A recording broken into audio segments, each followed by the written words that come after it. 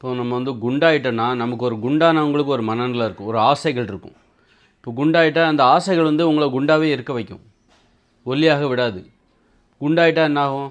எங்கேயாவது உட்கார்ந்தே இருக்கணுங்கிற ஆசை வரும். நல்லா குண்டாகிறதுக்கு காரணமான உணவுகளே தொடர்ந்து சாப்பிடணும்னு தோணும்.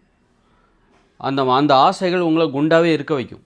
குண்டானவர்களுக்கு ஒல்லியாக இருக்கும்போது நமக்கு ஒரு ஆசை இருக்கும், நடக்கணும், ஓடணும், நடக்கணும், உழைக்கணும் அப்படிங்கிற ஆசைலாம் இருக்கும். அது உங்களை ஒல்லியாகவே இருக்க வைக்கும். அதே வந்து குண்டாயிட்டிங்கன்னு வச்சுக்கோங்க, உங்களுக்கு புதிய ஆசைகள் பிறக்கும். குண்டாவதற்கான ஒரு ஆசைகள், அந்த ஆசைகளுக்குள்ளே போகும்போது சாப்பிட்ணுங்கிற ஆசை வரும். அந்த குண்டாகவே இருக்கணும், அந்த ஆசைகள் உங்களை குண்டாகவே இருக்க வைக்கும். நடக்கக்கூடாது, உட்காந்துருக்கணும், வீட்டில் போய் டிவி பார்க்கணும், அது நல்ல ஸ்வீட்டு அது மாதிரி சாப்பிட்ணும், சோறு சாப்பிட்ணும். இந்த ஆசைகள் தான் உங்களை குண்டாக மாற்றியது, உடல் பருமனை ஏற்படுத்தியது. அப்புறம் அதே ஆசைகள், உடல் பருமன் ஏற்பட்ட உடனே அந்த ஆசைகள் உங்களிடம் நிரந்தரமாகிவிடும். அப்போ அந்த ஆசைகள் உங்களை உடல் பருமனாகவே வச்சுருக்கும். அப்போ நீங்கள் அந்த ஆசையை பிரேக் பண்ணணும். அப்போ தான் வந்து ஒல்லியாக முடியும். ஒல்லியாவதற்கு என்ன ஆசைகள் தேவை? உடல் உழைக்கணும், உடற்பயிற்சி செய்யணும், உணவு கட்டுப்பாடு தேவை. அப்போ தான் ஒல்லியாக இருக்க முடியும். அந்த ஆசைகளை கொண்டு வரணும். உடல் பருமன் குண்டாவதற்கு நமக்கு ஒரு ஆசை வருதில்ல, நம்மை குண்டாக்கிய ஆசைகள், நமது உடலை குண்டாக மாற்றிய ஆசைகள்.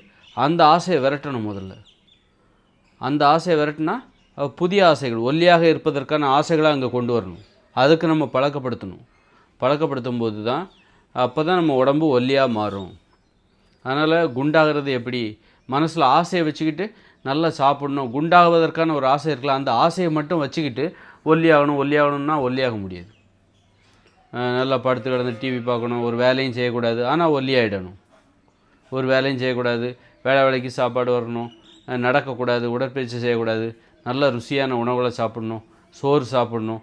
இப்படி இந்த மாதிரி ஆசைகளை மனசில் வச்சுக்கிட்டே ஒல்லியாகணும்னா அது எப்படி முடியும்? அது முரணான ஆசை. அதனால் ஒல்லியாவதற்கு ஒரு ஆசை இருக்குது, உடற்பயிற்சி செய்யணும், உணவில் கட்டுப்பாடு, உண்ணாவிரதம் இருக்கணும். இப்படி ஒல்லியாக இருப்பதற்கான ஆசைகள் நிறைய இருக்குது. அந்த ஆசைகளை உங்களது ஆசைகளாக ஏற்றுக்கொள்ளுங்கள்.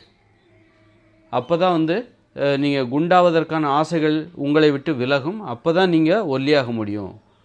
அதனால் வந்து குண்டான பிறகு நமக்கு புதிய ஆசைகள் வந்து அந்த ஆசை உங்களை குண்டாகவே வைத்திருக்கும்.